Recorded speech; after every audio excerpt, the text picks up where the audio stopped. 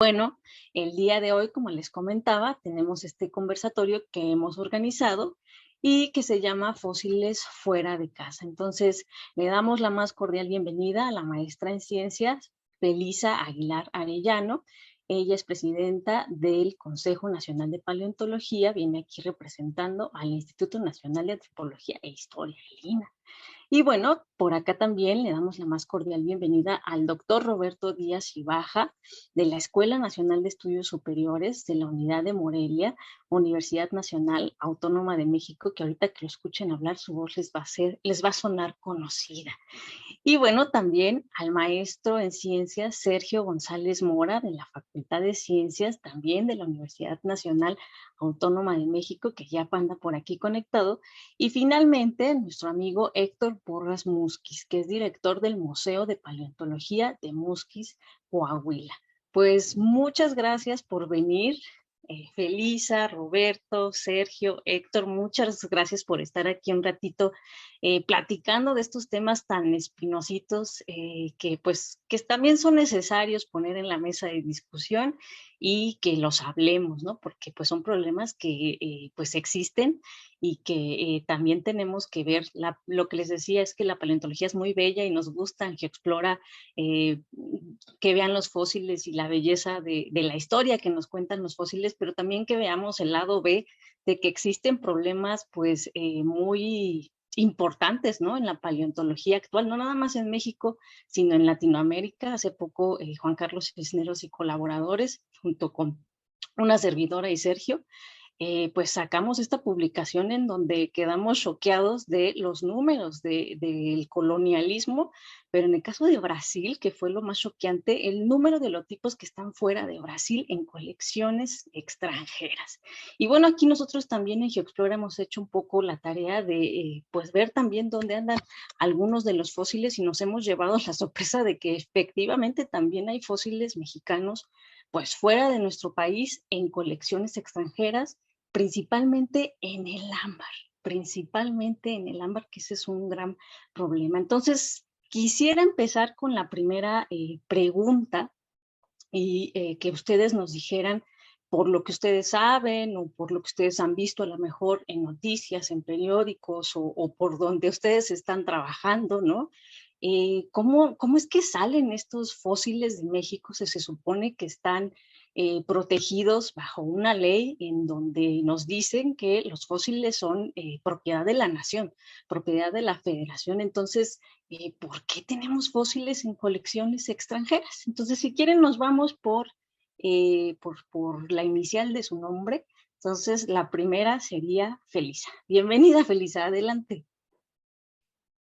Hola Adriana, y buenas tardes a todas y a todos, y por supuesto un gusto estar aquí nuevamente platicando de estos temas y que como bien comentabas, creo que a veces nos falta dentro de nuestra formación no únicamente ver el lado de, voy a hacer trabajo de campo, lo emocionante que es hacer trabajo de campo, durante el proceso de investigación ojalá pueda encontrar una especie nueva, y pasar a la posteridad, ¿no? En este sentido, en este caso, en las aras de este proceso, ¿no? En el cual uno está contribuyendo a describir, en este caso, las especies que en su momento existieron en el planeta Tierra. Pero creo también que faltan ver varios aspectos y creo que ahí es también sentarnos a ser reflexivos y en el cual creo que es un momento bueno, a diferencia de otros países, porque en México, si bien tenemos todo este cuerpo académico que de alguna manera ha impulsado la paleontología, al menos desde 1960, que es como el parteaguas donde podríamos identificarlo, creo que a diferencia de otros países que tienen más trayectoria antes que nosotros y que incluso hablan de estas problemáticas en las cuales lógicamente tenía que reflejarse en un marco legal, y que se va viendo un poco el cómo tienes que considerar varios aspectos que están involucrados en lo que es hacer paleontología, ¿no?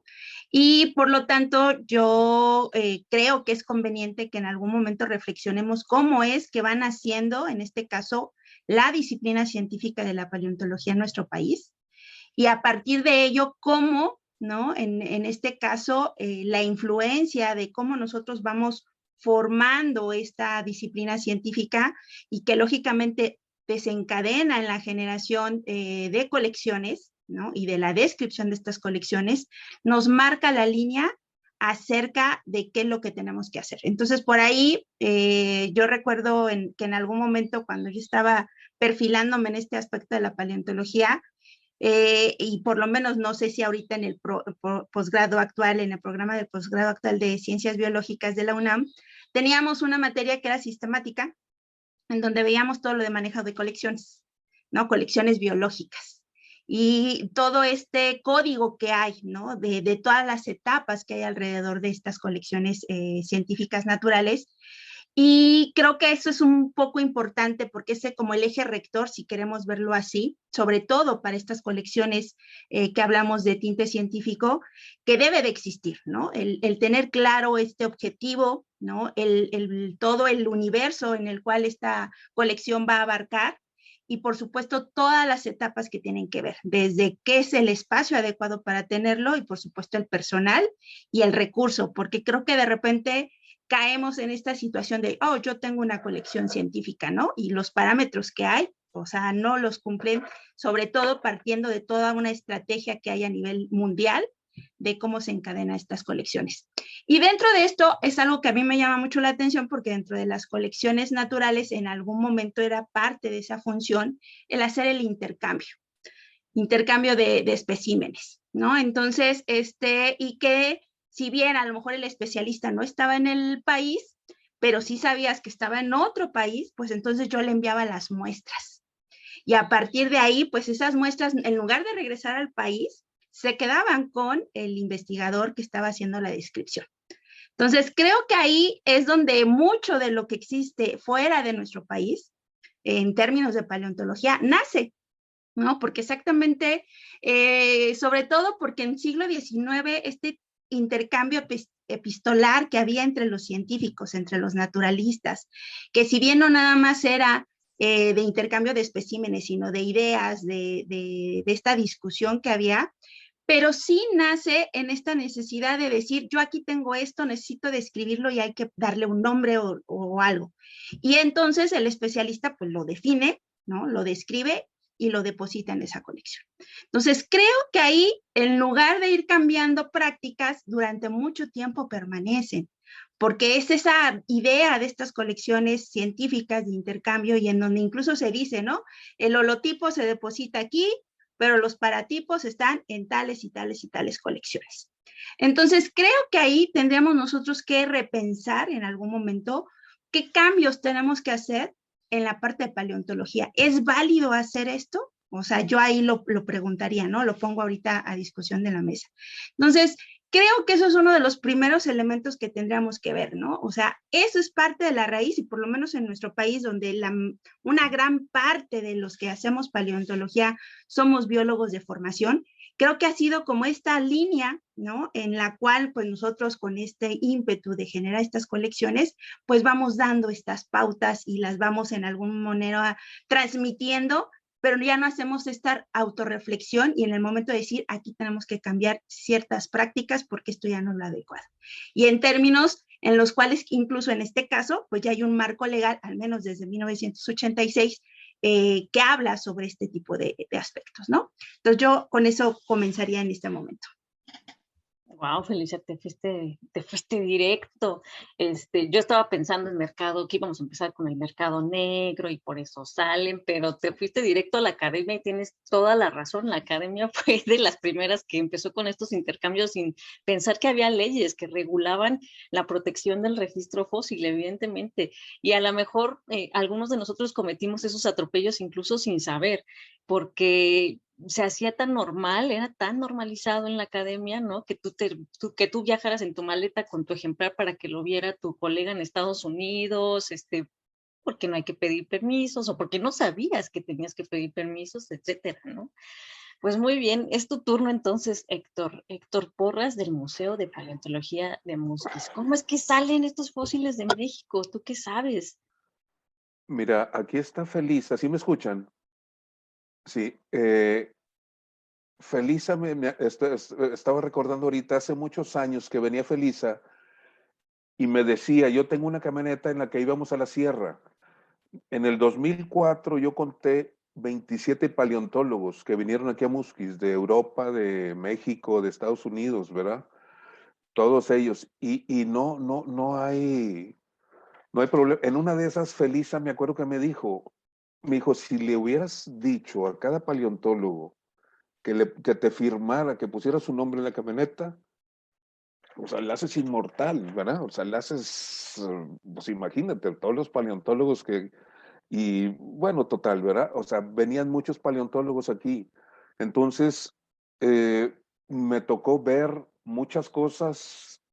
No quiero meterme muy hondo porque después Pero, por ejemplo, eso que me dices, el material, aquí el único problema que veo yo son los famosísimos alemanes, ¿verdad?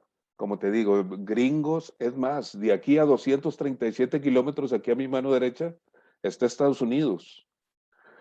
Y vienen y a veces quieren un pescadito, quieren para algo personal. No, no, ¿verdad? Digo que no saben y luego ya hablas con ellos, pero que se vaya sistemáticamente, como yo lo he visto en contenedores del Museo del Desierto, y me tocó verlo acá, o sea, Cristina Ifrin, o sea, alumna, estaba estudiando el doctorado con Dino y con Wolfgang, cómo empacaban el material, o sea, los fósiles en las canteras. Yo estaba ahí, enfrente de mí lo hacían, creen que uno, pues no sé qué piensan, ¿verdad? Cómo los empacaban como material geológico, no paleontológico.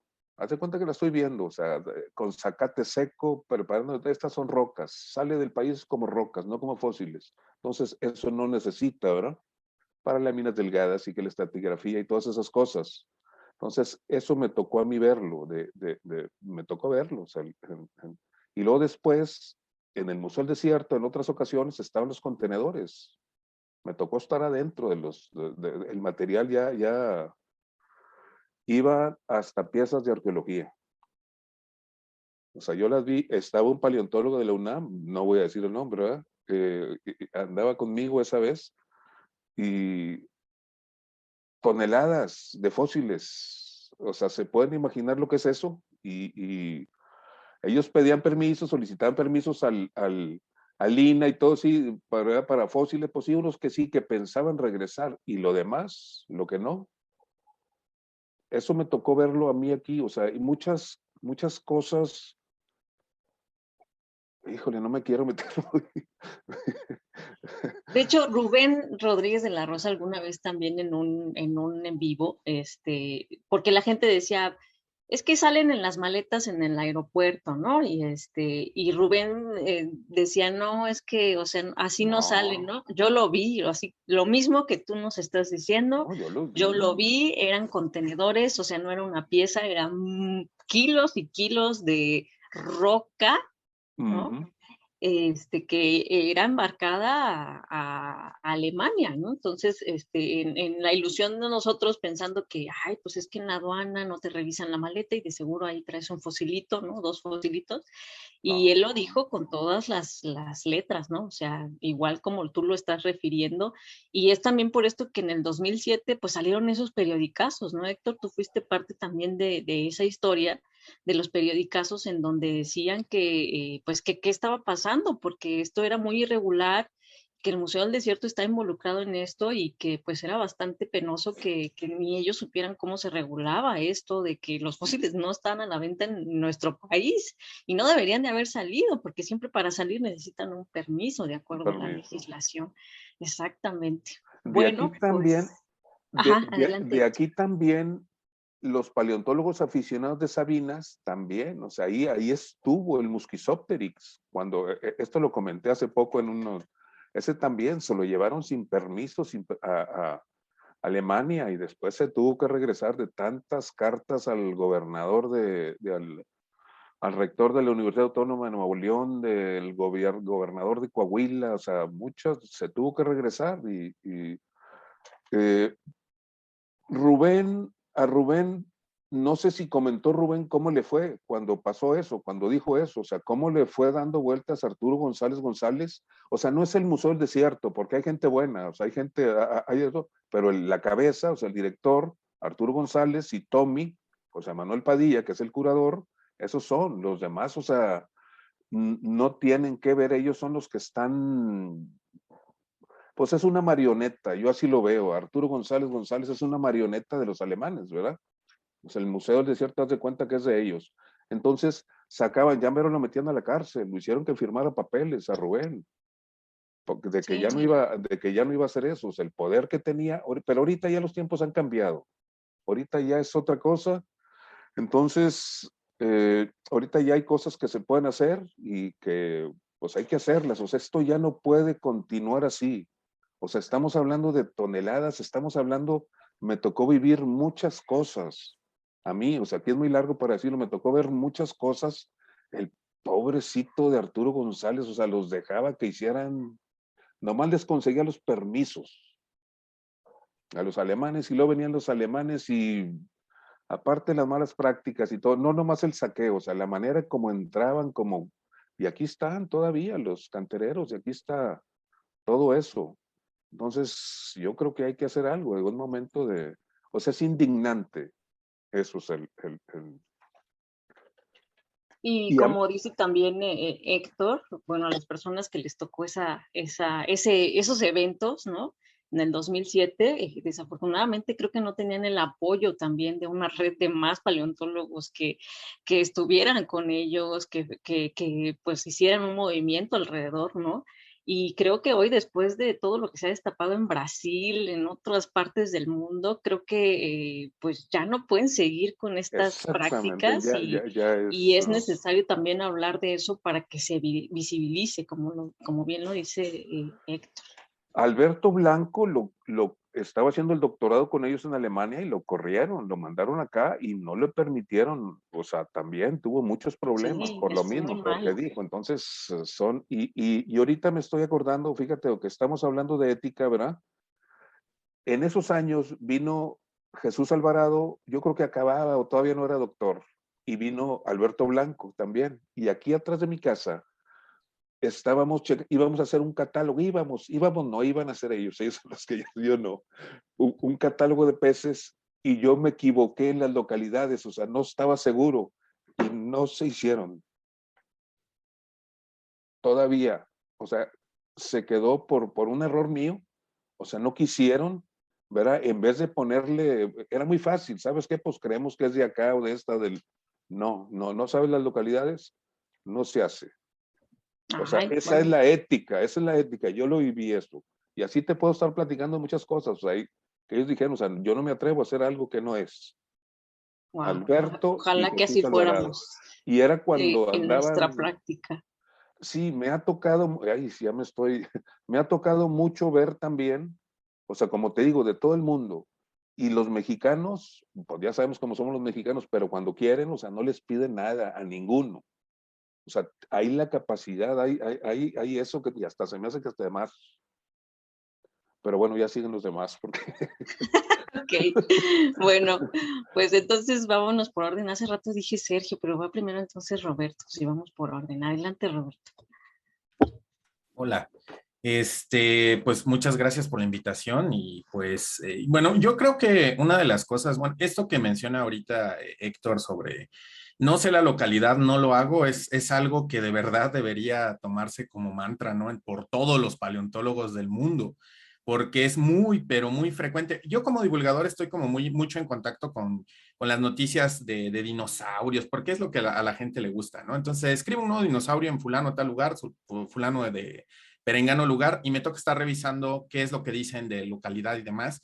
Y muchas veces, sobre todo con materiales de Brasil y Mongolia, es ¿no? Probablemente se hará, por ejemplo, ¿no? De Brasil. Entonces tú dices, ¿cómo la revista les permite publicar un probablemente se hará? Probablemente los Flaming Cliffs de Mongolia, ¿no? Entonces, ¿dónde está la seriedad, no?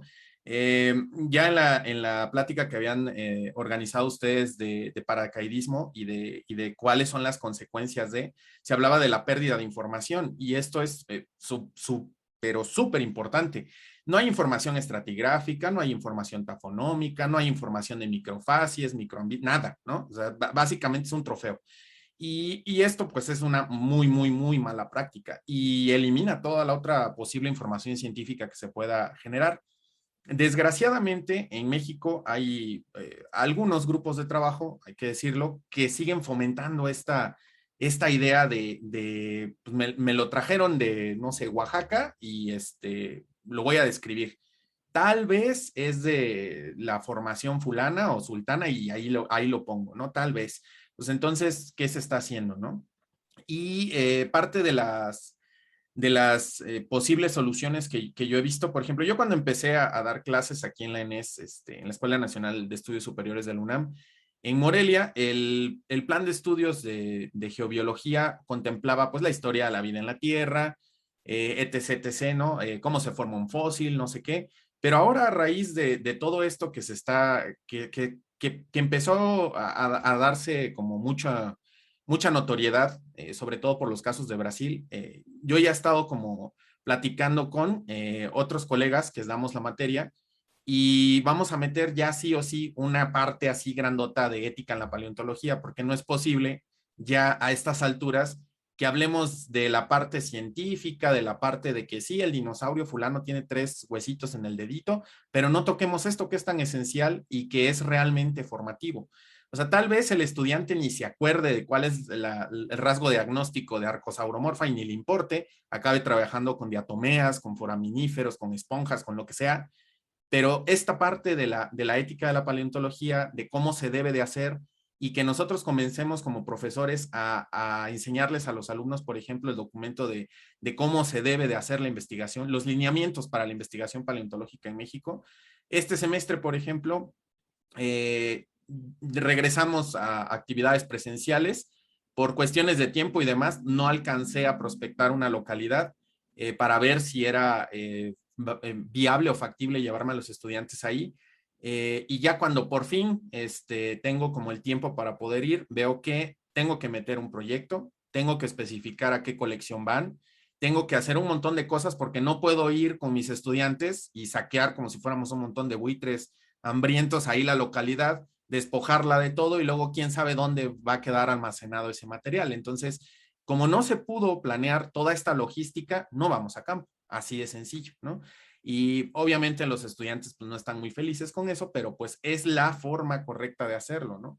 Otra cosa que hacen mucho y que me ha tocado ver es que van de algunas universidades que no voy a decir nombres también, a localidades que están siendo trabajadas por investigadores de forma activa y estas personas llegan, ¿no?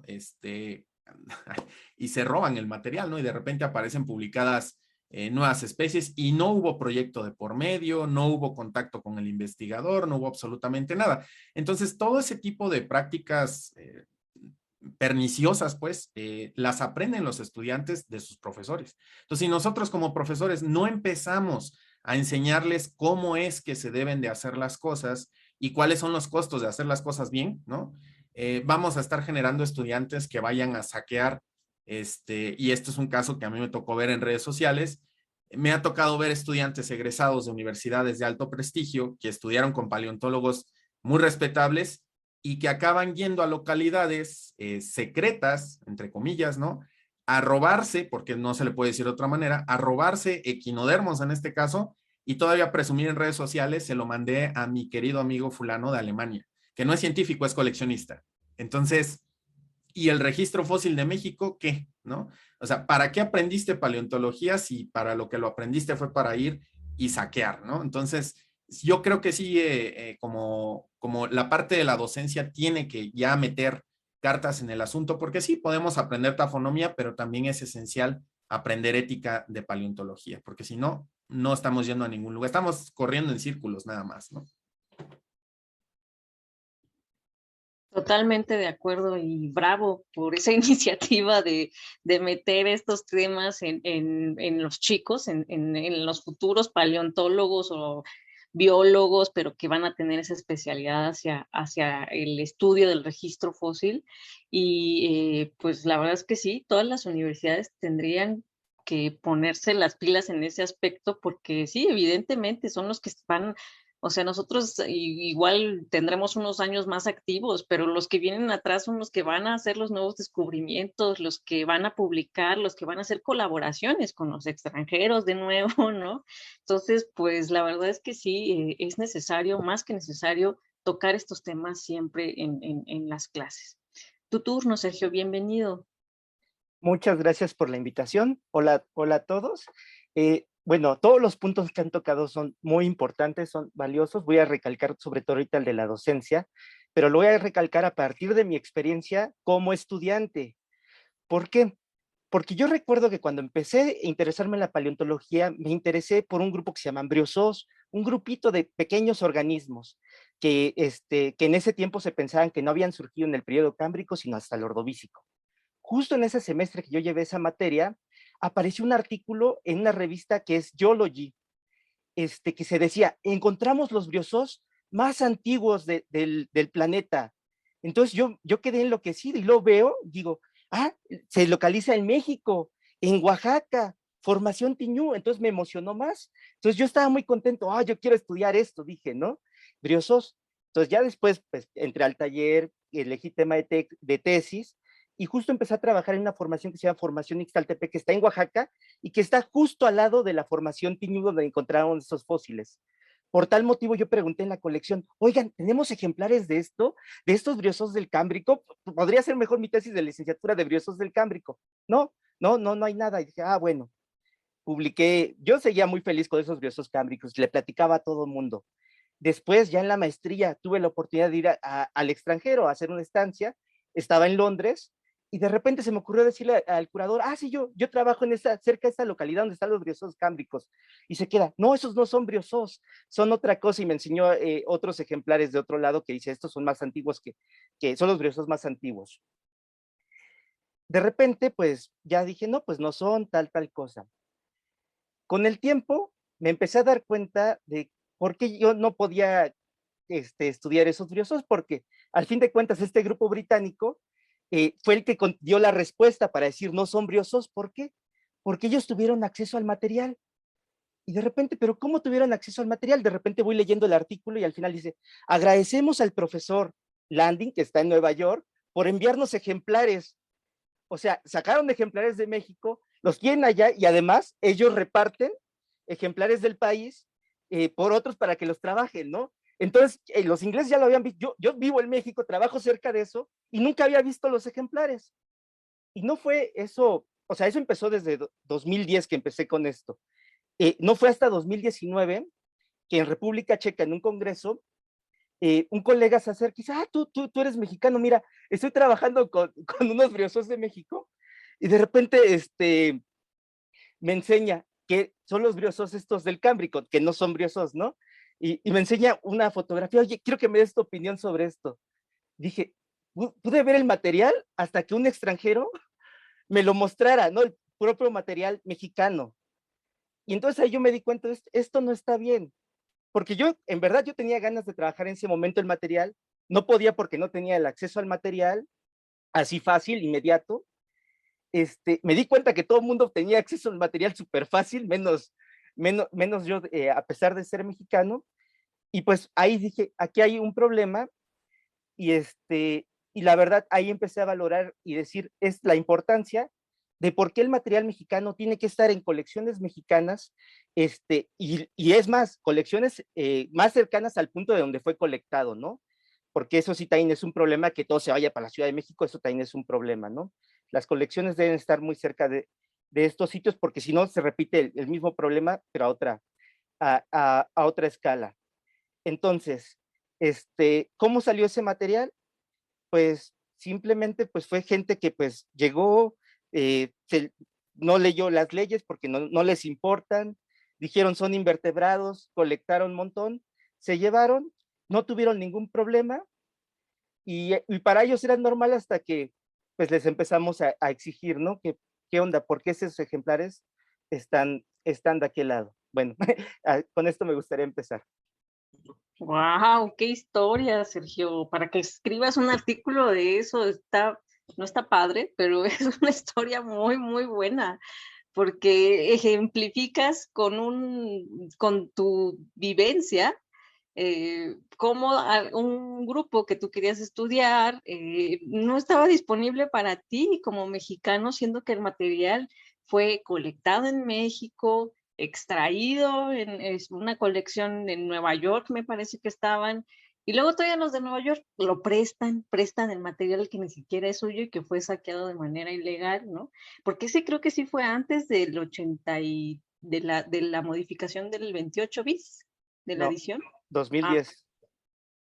Fue en el 2010, o sea, que sí fue cuando ya estaba, se supone, protegido el registro fósil, ¿cierto? Entonces, sí, hay muchos casos así, ¿no? Entonces, para que se den una idea de que los fósiles de verdad están fuera de México y además están en colecciones extranjeras y todavía se dan el lujo de prestarlos a otros países, ¿no? Y aquí en México no los tenemos disponibles para que jóvenes como Sergio, pues los puedan estudiar y pues incluso nosotros como mexicanos, a lo mejor en un museo, alguna réplica del fósil, fíjense la importancia, era de ese grupo, era pues el fósil más antiguo que se había encontrado, entonces imagínense la importancia de tener eso en un museo y que todos lo pudiéramos admirar, pues sí tenía un gran valor hasta cultural para nosotros. Bueno, la segunda pregunta es, viendo que efectivamente hay fósiles fuera de México y que han salido algunos de manera ilegal, otros incluso salieron antes de que se adicionara este artículo que es el 28 bis, ¿no? Y que protegía el registro fósil y que pues de manera histórica llegaron extranjeros y sacaron el material, pero la pregunta ¿es posible y es conveniente que se logren estos procesos de repatriación que tanto se han citado en diferentes artículos? Es decir, ¿creen posible que ahora sí que nos regresen nuestro material? Y si nosotros tenemos también las colecciones, el personal, la gente necesaria para mantener estos ejemplares en un buen estado, ¿no? También se los digo porque esa es también una de las cosas que dicen algunos colonialistas, ¿no? Que pues ellos se llevan el material porque pues aquí y en Brasil no hay especialistas que sepan sobre esto, ¿no? Nosotros parece que todavía estamos con piedra y cincel escribiendo, entonces no hay instituciones que alojen estos ejemplares, entonces eso es uno de los puntos que ellos ponen para defender el saqueo y que los ejemplares se encuentren en museos del hemisferio norte. Entonces vámonos con el mismo orden. Adelante, Felisa. Bueno, yo creo que aquí sí tendríamos que ser muy, pero muy conscientes de lo que estamos pidiendo, ¿no? Creo que hay aspectos en donde sí es necesario hacer una solicitud, pero lógicamente tenemos que armar el expediente completo, porque no nada más es decir, yo sé que eso que se dice que es de México y tiene que regresar acá porque forma parte del patrimonio.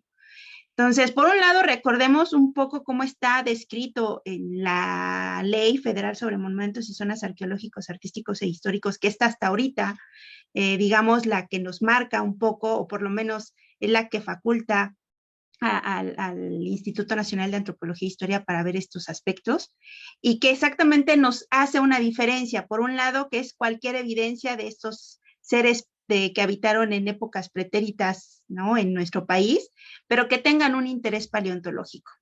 Entonces, aquí lo que implica es que tenemos que hacer un dictamen en el cual nosotros establezcamos que tiene un interés paleontológico, que en este caso nosotros en los lineamientos para la investigación de restos o vestigios fósiles con interés paleontológico en México, hacemos una propuesta de definición, ¿no?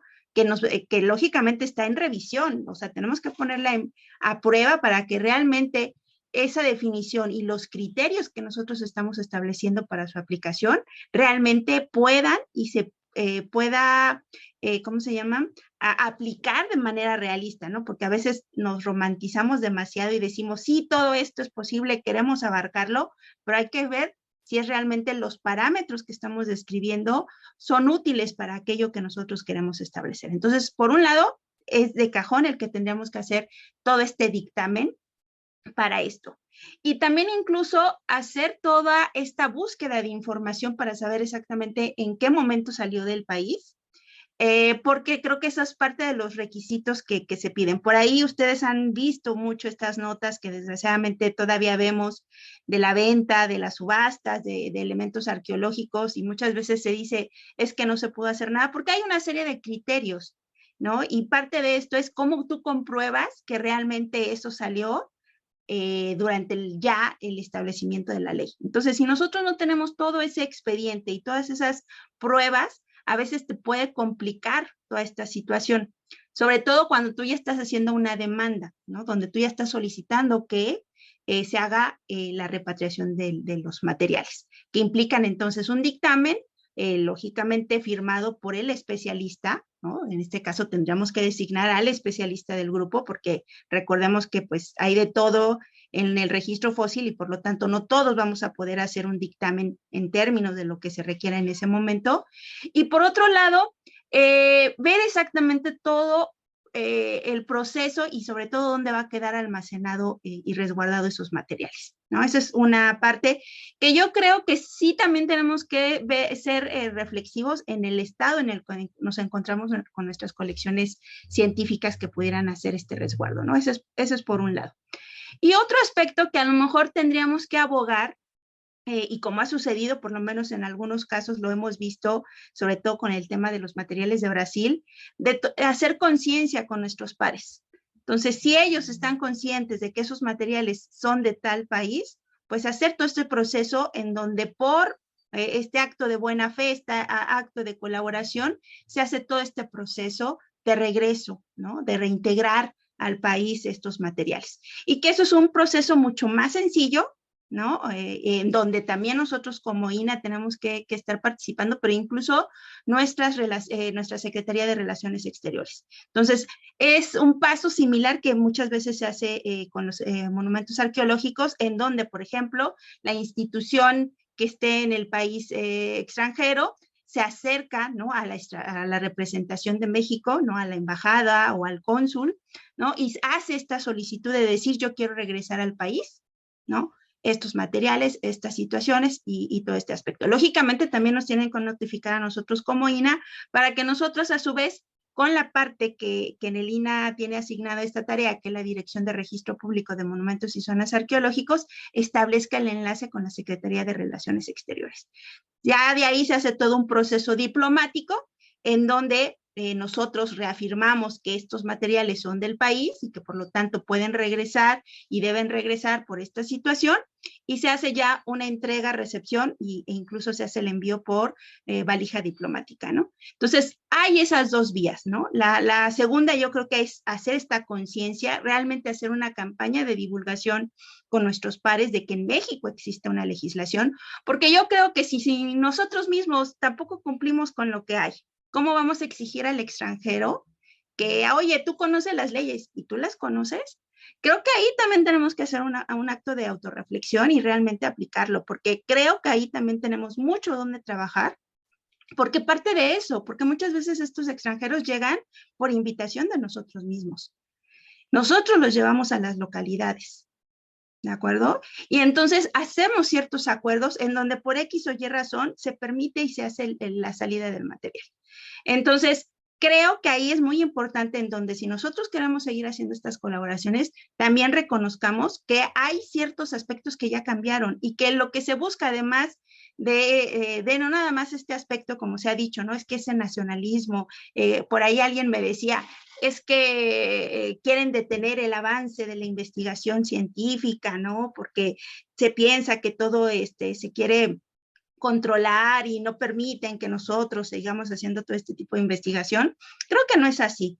Creo que ya han cambiado los tiempos donde lo importante es que los países, en este caso nuestro país, México, ya tiene la formación de recursos humanos, que tienen las capacidades para poder atender y describir y en este caso impulsar esta investigación científica.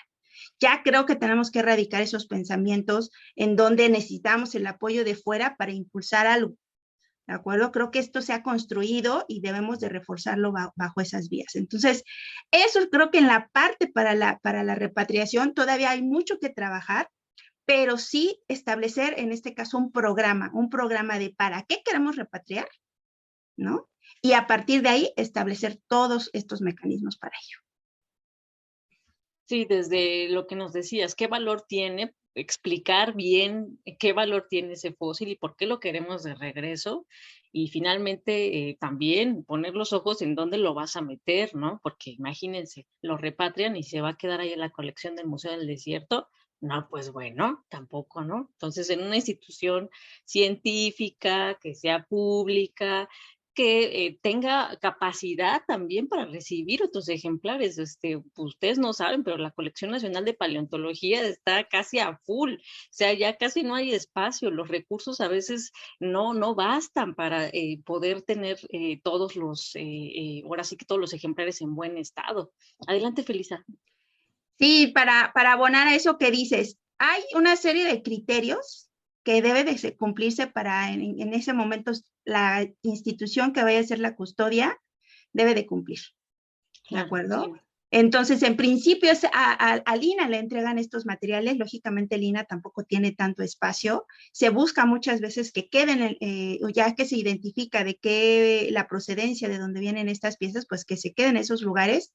Y por lo regular, siempre se queda en colecciones que están en este caso ya en el Sistema Único de Registro Público del Libro, ¿no? Entonces, ahí invitamos a quienes todavía no tienen registrada su colección, en este caso a las instituciones, a que hagan este proceso para ser consideradas, porque si no, desgraciadamente sí va a tener que irse a otro lugar que cumpla con estos requisitos, ¿no? No, y muy bien que sea algo que esté ya, pues en el registro, ¿no? Que ustedes ya la tengan, una colección que ya esté registrada y que cumpla con todas las de la ley, por si también algo pasa en esa colección, pues que se pueda proceder de manera legal, etcétera. Entonces, pues bueno, adelante, Héctor, es tu turno. Sí, ya sé, muy picoso. ¿Tú cómo ves esto de las repatriaciones? Ay, no te escuchamos. Abre tu micro.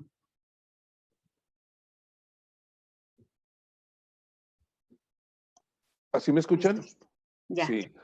Se me hace, digo, se me hace muy difícil. No sé, yo lo que he hecho cuando he prestado material es exportación temporal. Que el INA, que yo hablo con el INA, a ver, está pasando esto, arréglenme los papeles y así no tengo problemas. Quieren. Como les digo, he tenido mucho contacto con muchas personas y te hacen, o sea, son muy respetuosos. Por ejemplo, los gringos, a pesar de que a mí no me son respetuosos, cuando tú les dices y todos se respetan, ¿verdad? Lo que no respetan ahorita, lo que estaba diciendo Sergio, es lo que hace este alemán, Wolfgang, y dale con el... Lo que hace este Wolfgang es viene, consigue fósiles, él luego va y se los da a otros especialistas, ¿verdad? Y lo ponen en artículos. Él se los pasa a otro para que lo estudie, por eso salen 6, 7, 8 en un artículo y por eso hacen quién sabe qué tantos artículos cada tercer día, algo así, ¿verdad? Esa es la manera. Los consigue aquí y los cambian por una soda y unos fritos a los cantereros porque no hay, ¿verdad? Ese es, entonces, a mí eso yo no le sé.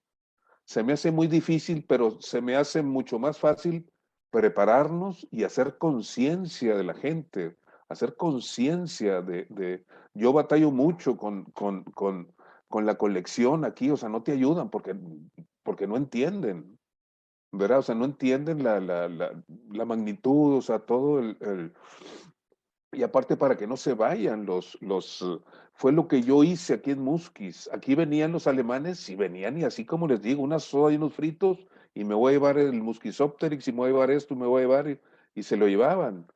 Y no sabían, entonces yo tomé esa decisión, ¿sabes qué? Se va a detener eso y yo convencí a los cantereros de que ese material me lo pasaran. Un día se va a hacer un museo aquí en Musquis y se va a, pues todo eso, lo que está pasando, ¿verdad? Entonces, esa es la manera, o sea, pero es mucho problema, mucho, ¿por qué? Porque falta educar a la gente, pero sí se puede, o sea, de aquí para, sí se puede, ya hay mucha gente que están conscientes, ¿verdad? De eso, lo que dice Felisa, sí, sí, Ahora que vengan los mugrosos estos alemanes, y discúlpenme, pero vamos nosotros a Solnofen, a Messel, a Holzmaden, allá, vámonos a ir a traer fósiles a Alemania. Echan a andar otra vez los campos de concentración o esas cosas que tienen allá. O sea, no se puede, o sea, que no sean estúpidos. Nos creen que somos muy arrogantes, muy soberbios. Digo, ellos son muy soberbios al creer que nosotros no tenemos capacidad. Sí hay capacidad, sí hay, lo que pasa es que es otra cosa. El nacionalismo y todo.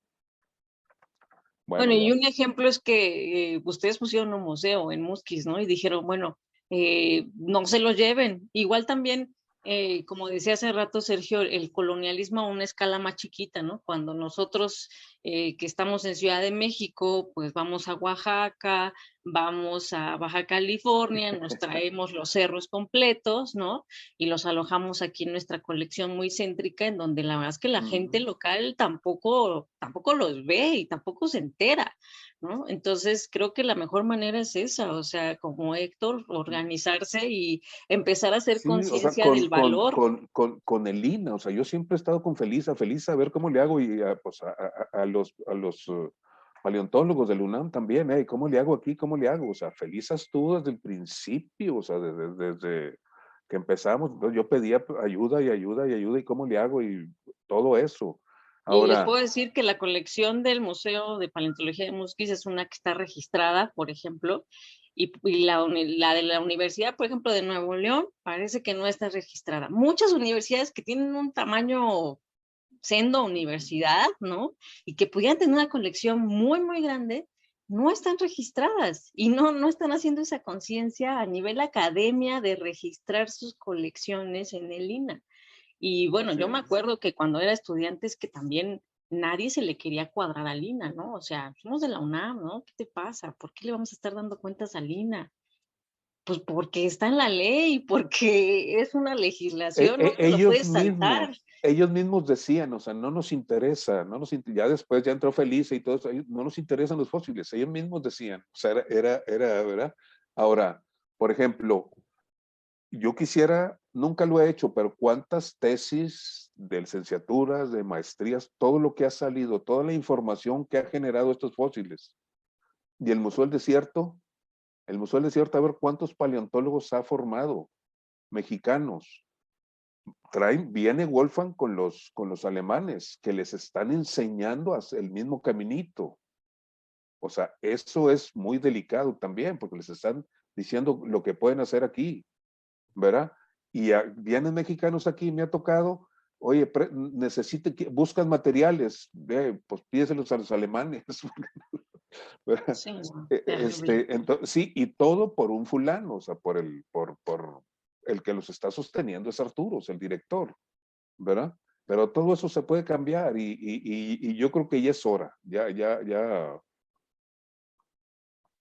bueno, ya no Muy me quiero bien. enojar. Muy bien. Bueno, pues es el turno de Roberto. Adelante, Roberto. Híjole, yo también voy a copiarle el formato a Sergio. Voy a hacer mi mordida del tío Pal, no es cierto. Voy a platicarles una anécdota de cuando yo estaba en el doctorado. Yo hice trabajo con rumiantes fósiles, que son animales que tienen cuernos, astas y lo que sea que tengan en la cabeza los berrengos, ¿no? Y entonces estaba yo identificando material fósil de aquí de Michoacán, que es muy fragmentario, son básicamente dientes y falanges, algunos elementos de las patas traseras. Y pues mucha gente, sobre todo colegas biólogos, pensaban que nosotros teníamos una especie de biblioteca de claves dicotómicas. Para quien no sepa, las claves dicotómicas de los biólogos las hacen para plantas, para microorganismos, para insectos, donde te dicen, tiene una espina aquí, vete por este lado, y ya va uno progresando en esa clave hasta dar con la identidad. Y mis colegas biólogos, amigos, compañeros, mi esposa, muchos de ellos pensaban que nosotros los paleontólogos teníamos claves. Entonces, era bien fácil identificar fósiles, ¿no? Pero la realidad es otra. Nosotros tenemos que comparar con material fósil, ¿no? No podemos estar mirando ilustraciones o incluso a veces ni fotografías, porque muchas veces las toman con una escala ligeramente desfasada y luego la diferencia entre un venado, una especie de venado y la otra son unos cuantos milímetros, entonces no sirve, hay que comparar. De tal forma que yo me fui a Lina, allá a Moneda, con el doctor Joaquín Arroyo Cabrales, muchas veces. Estuve yendo a cada rato con el doctor Joaquín y yo me llevaba el material, ¿no? Como no salí del país, pues no había problema, no infringía ninguna ley, creo. Me llevaba yo los fósiles de aquí de Michoacán, me los llevaba para Lina, me prestaban el material, tenía yo acceso a distinto material colectado en un montón de lugares del país. Y ya con eso ya podía hacer la comparación, más material biológico de animales modernos, ¿no? Que están en la colección osteológica y que ahorita está encargada la doctora Fabiola Guzmán, me parece, ¿no? Y entonces yo iba muy seguido, y en una de esas se me ocurre decirle al doctor Joaquín, oiga, doctor, ¿y por qué no me...? Yo creí que era mala onda, ¿no? Joaquín, ¿no? Pues nunca. Le digo al doctor Joaquín, oiga, y de pura casualidad habrá chance de que me presten o me dejen ver la colección de San Josecito, porque en todas las referencias viene esta cueva, ¿no? De Nuevo León, de San Josecito, San Josecito, San Josecito, berrendos mexicanos, San Josecito, venados mexicanos, San Josecito, bisontes, no tanto, pero bueno, los otros sí, ¿no? Y también de Aguascalientes, ¿no? De los bisontes, sobre todo Aguascalientes. Y me dice el doctor, es que no la tenemos aquí. Y yo me quedé así de, ¿cómo? ¿No? O sea, es una colección, es un sitio emblemático, aparece en toda la literatura especializada, es San Josecito, ¿no? ¿Cómo no está aquí? Me dice, no, es que está en Estados Unidos. Y le digo, ¿y luego qué hago? ¿Qué? Me dice, pues ve y compara, ¿no? Y entonces estuve mandando correos y correos y correos solicitando acceder al material, o sea, no que me mandaran fotos, no que me pagaran el boleto de avión, ni mucho menos, me tocaba a mí, ¿no?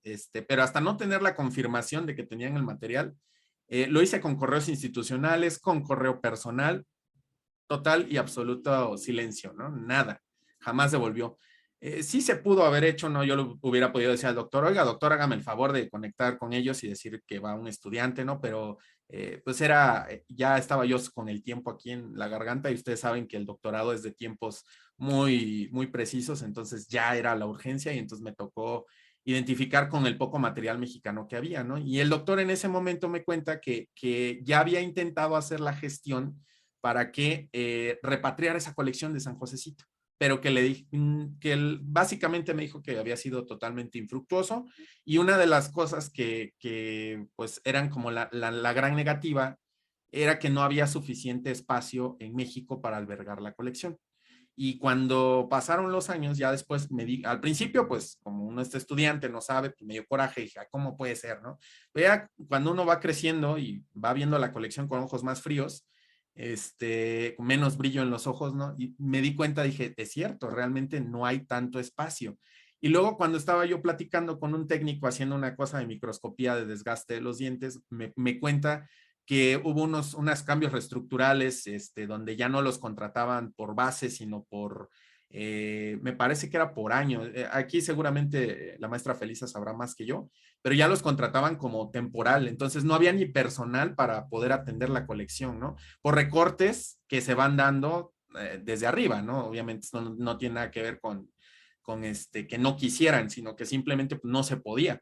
Y ahí se me fue quitando como la ilusión de esto que mencionaba hace rato, ¿no? De la velocidad que a veces tiene uno de decir, sí, que regrese todo, ¿no? Porque aquí en México lo necesitamos, porque pues realmente lo de San Josecito sí que lo necesitamos para comparar, ¿no? Y hacer muchos estudios más. Pero muchas veces se nos pierde el foco de que no hay espacio, no hay dinero, no hay personal, y nada de esto se puede lograr si no empezamos a visibilizar que efectivamente México sí tiene paleontólogos, sí hay fósiles, sí hay cosas importantes, etcétera, etcétera, ¿no? Y a mí me ha tocado muchas veces que me dice la gente, oye, ¿qué haces? ¿No? Yo, pues soy paleontólogo, y me voltean y dicen, y yo no me ven riendo, ¿no? Yo, no, en serio, soy paleontólogo, y, eres mecánico o algo así, ¿no? Y yo, no, soy paleontólogo, ¿a poco hay fósiles aquí? Aquí ni hay dinosaurios, ¿no? Dicen, ¿no? Y entonces se da uno cuenta de que nos queda un camino, pero gigantesco todavía por andar, porque mucha gente no sabe que México no solo sí tiene fósiles, que los fósiles no son un fenómeno de Europa y de Estados Unidos, sino que además tenemos un montón de material y de patrimonio fósil que es muy importante a nivel global, ¿no? Ahorita como por ejemplo los nobriozoos de Sergio, ahí en el mismo Musquis, ¿no? El pterosaurio, Musquisopteryx es súper importante. En las canteras de Vallecillo hay ejemplos de un montón de criaturas que parecen ser punto de origen de otras que son muy populares en el mundo, entre ellas los mosasaurios. Y todo eso está acabando en el extranjero porque primero no tenemos inversión fuerte en paleontología mexicana. Segundo, no hay tanto reconocimiento por parte de la gente, creen que no existimos, ¿no? Entonces, hay mucho todavía que hacer y sí, yo creo que esta parte de la repatriación sí hay que como que pensarla un poquito más frío, ¿no? Y por otro lado está la colección de Osvaldo Musser, que sepa la fregada dónde diablos está, que fue colectada en Aguascalientes y que ahí está un bison que yo estoy queriendo matar, o sea, sinonimizar a la especie, ¿no? O sea, no voy a cazar nada, pero no puedo hacerlo tan formal porque no está el material, porque era una colección privada de un aficionado a la paleontología que se vino a Aguascalientes, recolectó y se los llevó, se murió, parece que se quedó con la viuda, pero nadie encuentra a la viuda, entonces está como súper perdido en quién sabe dónde ese material, y ese material es 100% privado, ¿no? Y sería súper importante que regresara a México, ese sí, porque no es tanto, pero el de San Josecito sí no hay capacidad para albergarlo todavía, ¿no? Entonces, si queremos empezar a pedir repatriaciones, tenemos que empezar a invertir en paleontología aquí en México, ¿no? Y pues nada, hasta ahí intervengo Sí, ahorita. muy importante el punto porque justo era para que también ustedes nos dijeran cuál es su visión de las colecciones nacionales, porque eso de ponerte la camiseta de dame todo lo que me quitaste, pues tampoco, ¿no? No se puede. Y yo creo que aquí hay que tomarlo caso por caso. Cada caso debe ser, tiene sus aristas y hay que tomar cada caso con su debido cuidado, ¿no? Y ponernos a pensar eso. ¿Vale la pena traerlo? ¿Vale la pena hacer todo este proceso de adaptación? Otra cosa que en el paper de Cisneros comentábamos, la onda virtual, o sea, a lo mejor ya no físicamente que nos los envíen, pero ahora se pueden sacar modelos en tercera dimensión exactamente como es el fosilito y pues más bien que estemos intercambiando modelos virtuales, ¿no? Que eso podría ser otra opción para que pues no, nosotros como mexicanos no tengamos que viajar e invertir un montón de dinero para ir a ver un ejemplar de nuestro país en una colección extranjera, ¿no? Adelante, Sergio, tu turno. Gracias. Bueno, justo lo que dice Roberto se me hace bien interesante porque es justo lo que se conoce como ese impuesto que nosotros tenemos que pagar para estudiar propios ejemplares, ¿no? Que normalmente, para hacer paleontología tenemos que pagar ese impuesto, que es ir a colecciones en el extranjero, que es pues mandar, incluso impuesto de tiempo, porque hay que estar mandando correos para solicitar los espacios y demás, ¿no? Y que esto a la vez pues decimos, no, es que aquí en México pues no hay tanto interés, no hay dinero, pero tampoco no hay interés porque nosotros no publicamos esos artículos, porque tenemos ese impuesto, no podemos participar para las becas internacionales porque nos va a ganar alguien que tiene un mejor currículo porque tiene un impuesto menor en cuanto a los estudios, ¿no? Bueno, la otra, que también tiene que ver con lo que mencionó Felisa de cómo hacemos la paleontología a veces los mexicanos, que algo que salió en el artículo de Cisneros y colaboradores, es que algo que sí nos llamó mucho la atención era cuando estábamos viendo los problemas colonialistas en cada publicación mexicana, nos dimos cuenta que ni mexicanos ni extranjeros reportaban permisos de colecta, no reportaban proyectos, y entonces ahí dijimos, no, pues es que aquí los dos, tanto de allá como de acá, estamos fallando. Y pues sí, o sea, uno revisa la historia, ahorita se pusieron estos ejemplos, hay muchísimos ejemplos, la verdad la lista es interminable de fósiles en el extranjero, hay los fósiles que son importantes paleontológicamente, pues se tiene que hacer la lucha para que regresen al país, pero yo creo que lo más importante es que ahora que somos conscientes del problema, del impacto que tiene, pues es empezar a tratar de hacer las cosas bien yo me empecé a cuestionar muchísimo de mi labor y eso, digo, y mi proyecto de doctorado estará registrado, no estará registrado. Estos ejemplares los colecté yo en Chiapas, no sé qué onda están aquí en Ciudad de México, no sé si los tengo que mandar mejor a un museo de Chiapas, etcétera. No, me empecé a cuestionar muchísimas cosas del que hacer. Y yo creo que digamos, como que lo más importante de esta reflexión es que tratemos que a partir de ahora hagamos las cosas bien, darle prioridad a nuestras colecciones, pues a ver, también como se nos ha acusado de nacionalistas injustamente por el trabajo, por el artículo, pero nada que ver. En realidad todos sabemos que la ciencia es una actividad colaborativa, normalmente es internacional la colaboración, pero debe ser tratados de iguales y donde todas las partes saquen beneficios y que se trate de reducir la mayor cantidad posible ese impuesto para hacer ciencia de las comunidades locales. Toda la razón, sí, nos acusaron de nacionalistas, pero al contrario, lo que nosotros al final ponemos como conclusión es que pues hagamos, todo está en el respeto, colaboraciones éticas, con respeto y en donde todos salgamos beneficiados, incluso las localidades en donde nosotros vamos a colectar, que dejemos algo, información, un tríptico, hablemos con la gente, qué venimos a hacer, les expliquemos qué valor tiene lo que estamos sacando, ¿no? No es que uno entre así como Pedro por su casa, ¿no? Y ahí te ves, ¿no? En bolsas y adiós. Entonces, parte del paper y de la conclusión, pues fue esa, ¿no? Respeto entre todas las partes que conforman la investigación paleontológica. Y bueno, pues ya para terminar, y creo que ya muchos fueron aportando esta parte, pues cómo evitar que salgan nuestros fósiles de nuestro país. ¿Qué podemos hacer nosotros como paleontólogos para que mañana no nos despertemos y en Cretaceous Research, no sé, tiburón no sé qué, hermoso, preciosísimo, pero en Londres, ¿no? O vendido, o cosas así que uno se impacta nada más de ver el artículo. ¿Qué podemos hacer al respecto? Pues sí, para que los fósiles no se nos sigan yendo de las manos, pues a nosotros aquí en México. Adelante, Felisa. Bueno, ahorita tocaste varios puntos que va, por lo menos de los dos identificados por mí, creo que hay más aristas que se podrían desglosar, pero ahorita las dos principales. Una, la investigación, ¿no? Desgraciadamente nos estamos enterando de estas malas prácticas hasta que ya está el artículo publicado. De repente a mí me llegan y, oye, Felices, ¿qué pasó? Pues no tengo ojos en todos lados ni oídos en todos lados, por más que digan que sí. Sino que aquí es más bien, creo que tenemos que hacer bastante conciencia con las revistas, tanto nacionales como internacionales, acerca de que en México existe un marco legal y que requiere de una serie de permisos. Que yo sé, porque muchas veces la excusa que me dicen, ay, Felisa, pero es que eso se hizo antes de los 80, o por ejemplo, ahora antes de los lineamientos, ¿no? Pero creo que tenemos que buscar y nosotros también ser partícipes a no estar buscando pretextos. Creo que debemos de ser también así como establecer una línea y en donde a partir de ahí tenemos que ajustarnos todos, ¿no?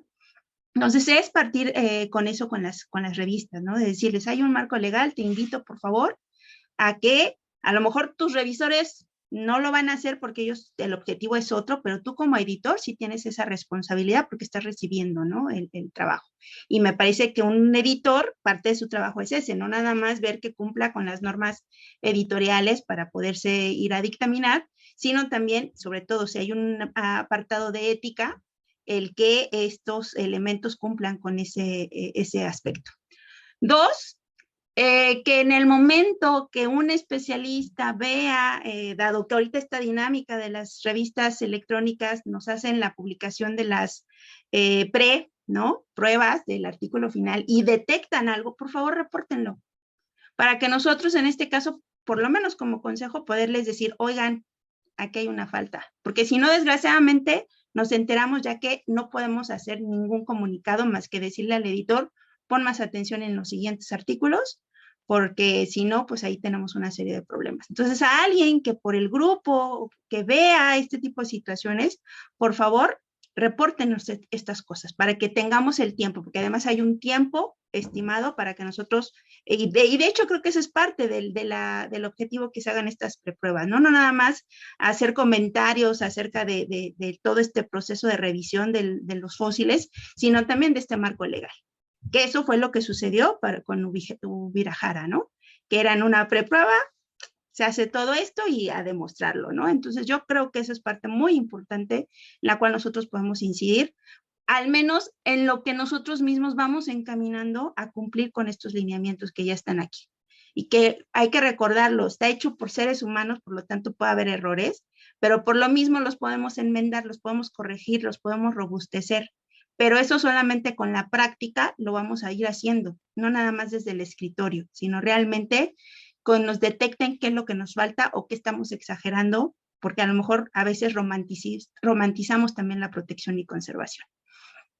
Y el otro aspecto que tiene que ver, que a lo mejor era el que esperabas, ¿no? Del mercado negro, pues tiene que ver el de la... Y donde ahí yo creo que sí todavía nos falta mucho, pero mucho por trabajar, y más porque, bueno, desde las redes sociales yo nada más veo grupos de intercambio, de coleccionismo, de compraventa, y aquí hay que verlo desde un punto de vista antropológico, y creo incluso psicológico, psiquiátrico, no lo sé. Al final de cuentas, los seres humanos somos coleccionistas, coleccionamos algo. Y hay alguna razón que estos trofeos, ¿no? Que son, para algunos son los fósiles, tienen este atractivo, ¿no? Que desgraciadamente para nosotros, pues nos destruyen yacimientos, porque lógicamente para encontrar un ejemplar que tenga las características que está buscando alguien que quiera adquirirlo, puede destruir completamente el yacimiento, además de todo el contexto que pudiera estar ahí. Pero entonces aquí tendremos que replantearnos qué es lo que nosotros estamos diciendo sobre los fósiles. O sea, solamente son un trofeo y por lo tanto tienen que estar en la vitrina de mi casa. El que yo diga que tengo ahora el fósil de hace 300 millones de años, aunque nada más sea un pedacito. O sea, creo que hay varios aspectos a analizar sobre esta cuestión del coleccionismo y por qué la sociedad los tiene. Y por lo tanto quiere cubrir con ese aspecto, porque mientras no hagamos ese chip, ¿no? Ese cambio acerca de cómo se percibe, creo que estamos con un gran problema en donde en lugar de minimizarlo se va acrecentando, ¿no? En donde incluso ya casi se sientan, sacan la mochila y pueden ir a prospectar porque como ya lo vieron en el video de YouTube, ¿no? Alguien me decía que desgraciadamente con esta tecnología y con este acceso a la información, ahora estamos analfabetos porque consideramos que con eso que ya escuchamos, vimos, tenemos la capacidad suficiente para hacerlo, cuando no es así. Entonces, tenemos que hacer todo un proceso y ahí también tenemos una gran responsabilidad los que hacemos divulgación. Entonces, tenemos que también hacer conciencia acerca de lo que significan los fósiles y que en este caso también es importante decirles a los coleccionistas, bueno, hay que trabajarlo, ¿no? O sea, no hay que estar obsesionados por tener la pieza más completa, porque además también tenemos muchos Frankies, ¿no? Muchos Frankenstein, porque lógicamente cuando se ve esta demanda de tener lo más completo, lo más innovador, ¿no? Pues hacen un pegoste de cosas y entonces te comienzan a generar una serie de elementos que nada que ver y que como por ahí alguien decía, ¿no? Es un esfuerzo ahora corroborar, comprobar que eso realmente no existe.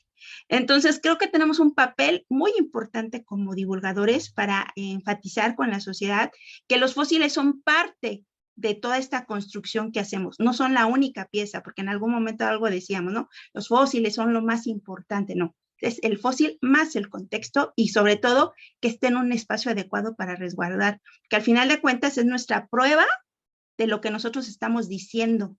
Si no, simplemente pues es una historia más de alguien que platicó, ay, mira, yo pensaba que esto, pero no tenemos la evidencia en ese momento en la mano. Entonces, creo que ahí tenemos que trabajarlo, pero también analizar esa parte del mercado negro. Porque mientras haya una demanda, vamos a tener estos elementos. Entonces, hay mucho que trabajar y en donde siempre, para esos aspectos, sí nos buscamos y buscamos el referente que más nos conviene, ¿no? Ah, pero en tal país sí se puede, ¿no? Y porque acá no. Entonces, tenemos que ver varios aspectos, no nada más es querer decir que ese es un buen modelo de gestión en otro país. Creo que hay muchas problemáticas que tampoco conocemos y que entonces ahí también tendríamos que analizarlo, ¿no? Entonces, por lo menos esas serían mis propuestas. Parte de algunas de ellas ya estamos trabajando en el consejo. Y lo otro, como bien lo decía Héctor, quien quiera, no, tampoco estamos sujetos, no, es que no va a salir el material. No, para eso son las exportaciones temporales. O sea, si yo es necesario que vaya y lleve el material, porque en este momento, aunque yo haga el modelo 3D, no me permite hacer la comparación, simplemente hacer el trámite del permiso de exportación temporal, ¿no? Y para eso nosotros estamos trabajando para agilizarlo, porque lo que queremos es que no se vea que al momento de crearse el consejo queremos burocratizar cosas, no, lo que queremos es ser expeditos, ser realmente un facilitador con nuestros pares para que realmente nos apoyen y a construir esto, ¿no? Entonces, así que invitados a aquellos que hagan alguna exportación temporal, porque así se requiere, a que hagamos esto, porque a la larga es beneficio para todos, ¿no? De que no vaya a ser que exactamente ese día entró alguien en aduana que le dimos la capacitación y resulte que encuentren en la maleta el fósil y no lleves los papeles que te avalen que van a salir los materiales, ¿no? O que incluso regresen.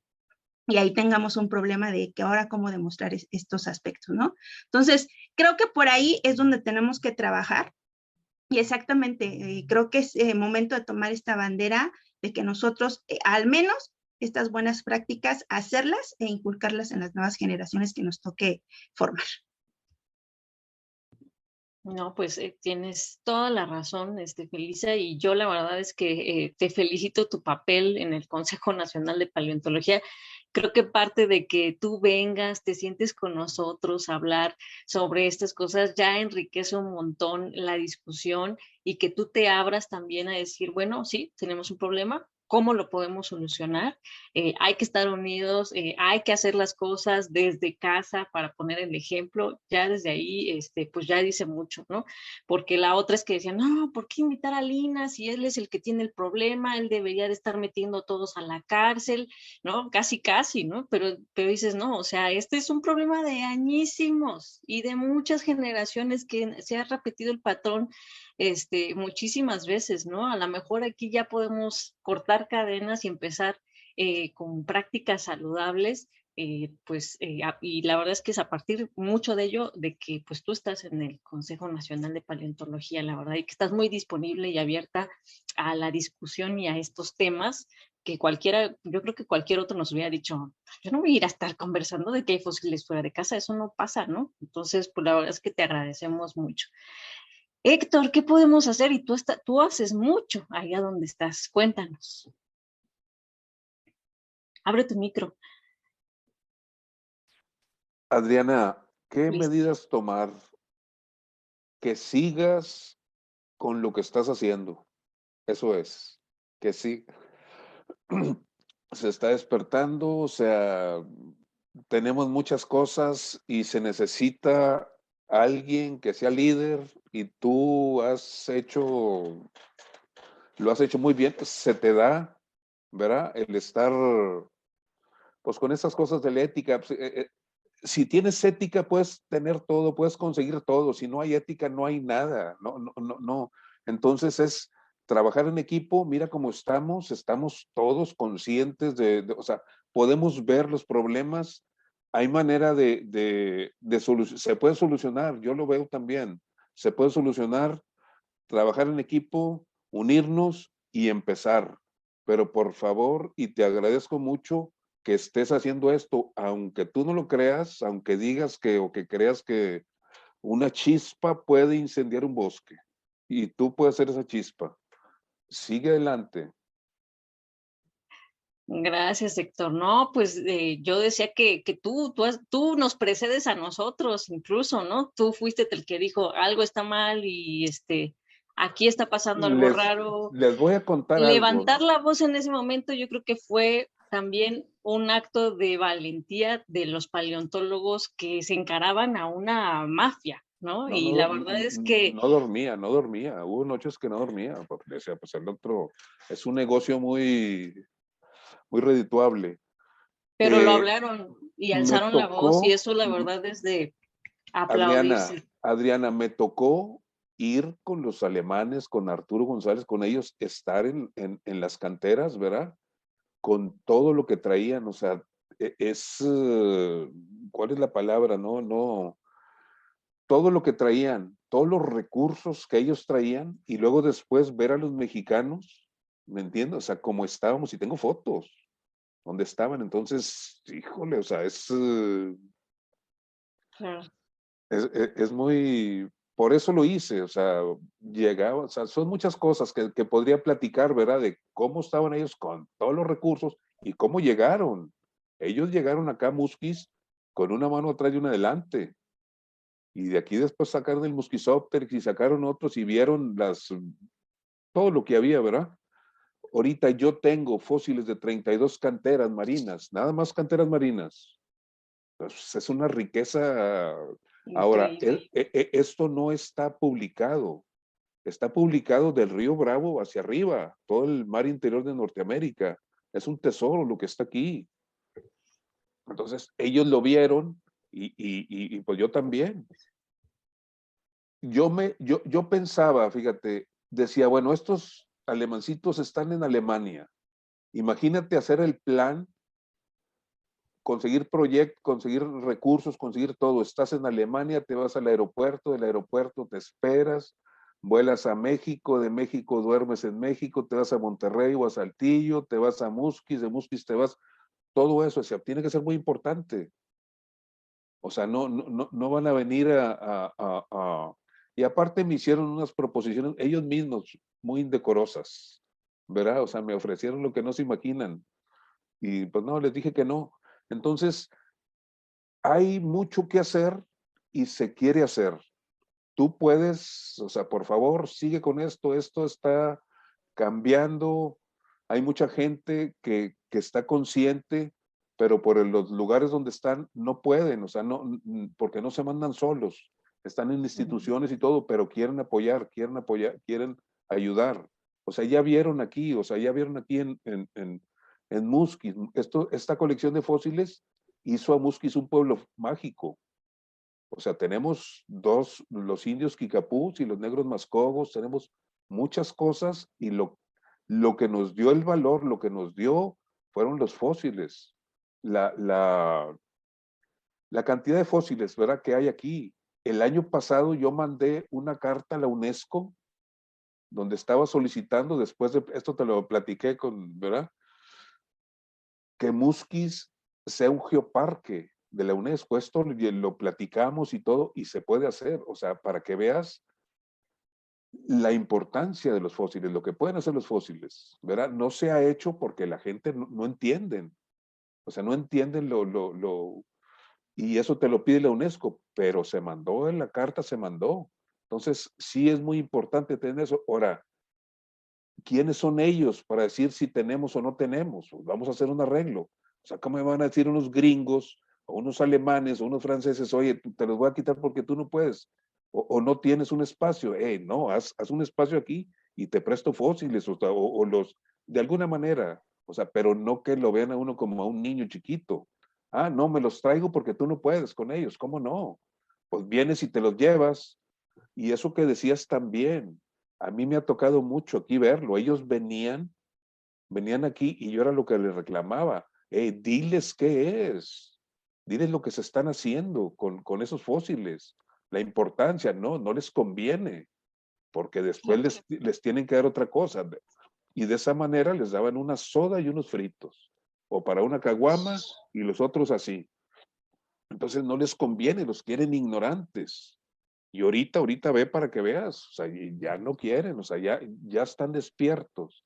Eso también es lo que les digo yo ahí a los niños cuando van al museo, ¿verdad? Despertar, despertar, despertar. Ya es muy diferente.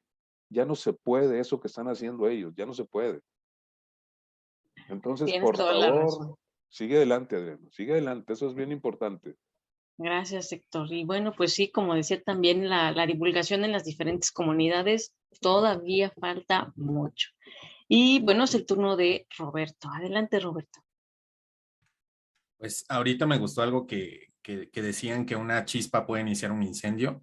Y yo creo que aquí en GeoExplora ya hay así una llamita y está súper, súper bien. Yo en Paleos quería como tocar el tema, pero alguien me metió miedo, no les voy a decir quién, porque luego Rubén Rodríguez de la Rosa se enoja, pero me comenzó a contar historias bastante delicadas sobre amenazas personales y pues yo tengo familia, ¿verdad? Entonces, no soy un jovencito de veintitantos que vive solo en un depa, sino que tengo esposa y 2 niños. Entonces, me resultó muy preocupante que hubiera amenazas de muerte, persecuciones, envío hasta de sicarios y le paro porque si no, entonces sí ya va a caer alguien aquí a mi ventana. Entonces yo sí me dio miedo, soy ser humano y me dio bastante miedo y entonces platicando con la otra persona con quien llevamos el proyecto, acordamos no meternos en este tipo de cosas. Entonces, eso fue hasta un video que hicimos de tiburones, ¿no?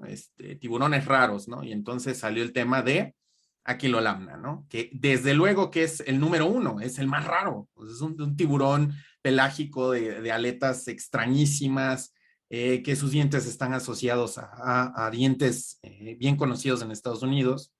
Ay, Lolita Ayala. Y entonces decidimos quitarlo porque había cosas ahí muy opacas y bastante densas, ¿no? En cuestión de seguridad personal. Gracias a eso, en la comunidad de Paleos, ¿no? Me dicen, ¿por qué no hablas de? ¿Por qué no hablas de? Y tenemos de irle explicando a todos y cada uno de los suscriptores, ¿no? Oye, mira, no es que hay amenazas de muerte y pues no, ¿verdad? Entonces, yo decidimos más bien no tocar el tema, ¿no? También queríamos hacer un especial de legislación fósil en América Latina, porque pues está en español el canal. ¿Qué se puede, qué no se puede, dónde no es legal, dónde sí es legal y por qué? Pero decidimos también que eso podía traer miradas innecesarias y lo metimos al congelador, ¿no?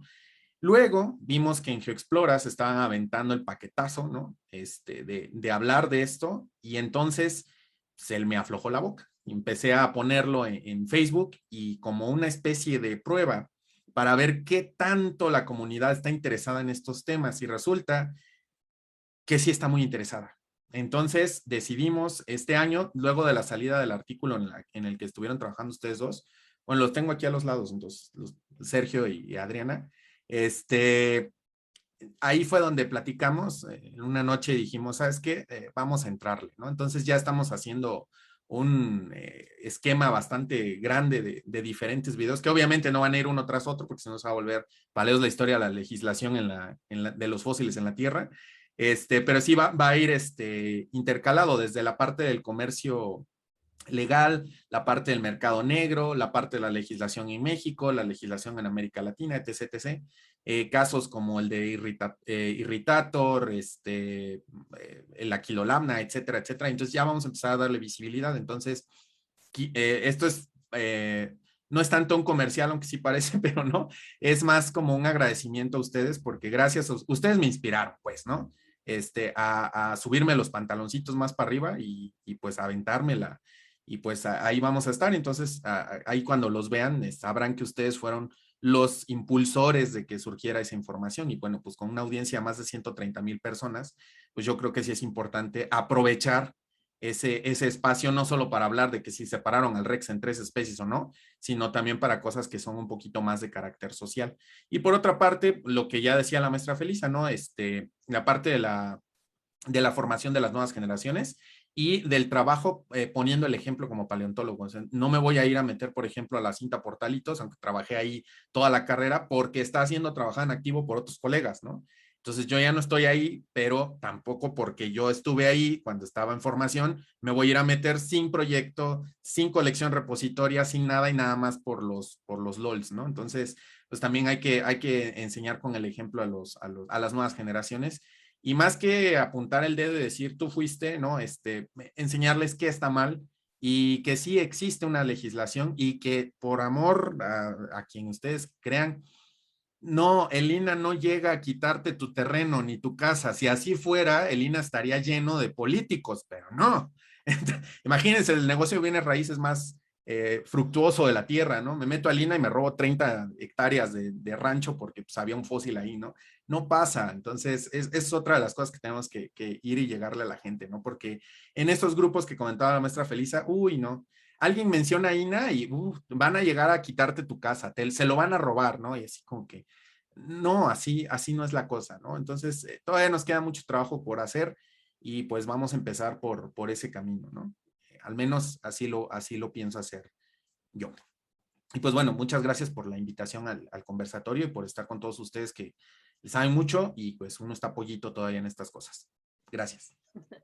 Oye, no, pues un aplauso, qué bueno que Paleos también va a tocar estos temas de ética, que sí, sinceramente sí da miedo. Yo me acuerdo cuando le hice la entrevista a Margarito, estaba súper nerviosa, no sabía qué decir, me sudaban las manos, dije en la que me estoy metiendo, lo pensé muchas veces para sacar la entrevista. Empezaron a llegarme correos así como raros de que alguien se quería meter a mi cuenta en Facebook. Afortunadamente no correos con otro contenido, pero sí como cosas muy raras a partir de ese momento. Y yo sabía también de que había paleontólogos que estaban amenazados y con estas ondas de PGR encima y cárcel. Y sí me lo pensé, pero también dije, pero es que si nadie lo dice, ¿cómo va a salir un día a la luz, no? Y sí, o sea, a partir de eso es que los hilos se fueron tejiendo. Cisneros me vio en esa entrevista y me dijo, es que aquí está pasando lo mismo y son los mismos personajes, ¿no? Y dije, sí, pero pues es que da miedo. Me dijo, no, pero si somos muchos y estamos unidos y decimos la verdad con hechos y con datos, pues se puede ver ahora sí que algo más de, pues que no sea un señalamiento, sino más bien que sea expongamos el problema y qué podemos hacer ante ese problema. Entonces, qué bueno, vamos a ver los videos de Paleos ahora que lo saquen. Adelante, Sergio, es tu turno. Gracias. Bueno, nada más para agregar, yo lo separaría como en dos cosas para que ya no siga pasando. Del lado académico, ahí prácticamente es rebelarse ante el sistema, porque el sistema de publicar o perecer es algo que obliga, por ejemplo, para los grupos extranjeros, pues se dice, aquí es mina de fósiles y vienen y se saltan cualquier trámite, y porque intentan publicar para ganar las becas. Y en México dicen, necesito publicar para mantener mi plaza, para mantener el SNI, mando estos fosilitos al experto del otro lado para que me los clasifique y me anoten el artículo. Entonces, en la parte académica, la verdad, hay que ser una revolución de todos ser conscientes del daño que se hace al patrimonio paleontológico, a la ciencia mexicana, bueno, en general a la ciencia, y porque ahí sí tenemos que, es una revolución, ahí se me hace muy difícil porque es un problema sistémico. En el otro aspecto, en el aspecto de, pues de la extracción ilegal, de la gente, de los coleccionistas, pues ahí pues la única solución es como han mencionado, una de las soluciones es a través de la divulgación científica, que es sumamente importante. Es como, por ejemplo, yo me pongo a pensar que hace unos meses, ¿no? Que fueron los Olímpicos de inviernos, que todos los mexicanos estábamos bien emocionados con el patinaje, que no sabemos nada de patinaje, pero estábamos emocionadísimos. Lo mismo pasa con el registro fósil, cuando imagínense que la Quiloplatna fuera trabajado también por un grupo de trabajo mexicano y todo, pues estaríamos súper orgullosos, ¿no? Que fuera portada de Science, que fuera esto, pero pues no fue así, ¿no? Entonces, es esa parte que la paleontología también tiene una parte cultural y que hay que aprovecharla, ¿no? Hay que llevarla, mostrarles por qué es importante y que la gente se sienta parte de los resultados que sacamos, que son para todos. En realidad, todo lo que se genera, pues es para conocimiento de todos en el país, ¿no? Entonces, yo creo que ahí la dejo. Gracias, Sergio. Sí, pues sí, efectivamente, que de verdad se vea que el conocimiento que se genera es para todos, no nada más para los que estamos en la academia y nos leemos los artículos en inglés, sino incluso para la gente que anda aquí en las redes sociales y que se pueda leer ahí una paleonota o se vea el video de paleos y diga, ah, con razón sacaron el artículo así y asado, ¿no? Y que pueda entenderlo, pues la verdad es que eso es como la ciencia completa, ¿no?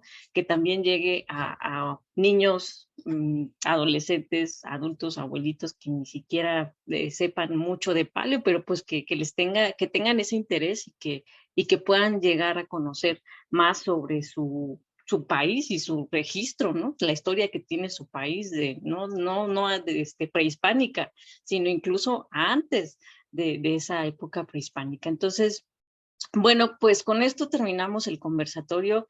Fue realmente agradable tenerlos aquí a los cuatro. Muchísimas gracias por su tiempo, por su colaboración, venir acá a este espacio. Esperemos que esta discusión siga, que a lo mejor la Somexpal, que es el lugar en donde todos los paleontólogos de diferentes partes de la República se supone que están unidos, tomara estos temas para ponerlos en la mesa de discusión y que de ahí se partiera a algo más grande todavía, pero bueno, es un buen inicio estarlo platicando aquí en las redes sociales, ¿no? Donde todos nos ven, y bueno, pues esperemos que pues ahora sí que no sigan saliendo estos materiales de manera ilegal, y aquellos que salieron, pues que a lo mejor lleguemos a acuerdos con aquellas instituciones en donde están y que de buena fe se pueda trabajar esta cosa de las repatriaciones, o como decíamos, incluso hasta modelos en tercera dimensión. No es necesario tampoco ya traer el material. Estamos viviendo otra época también en la paleontología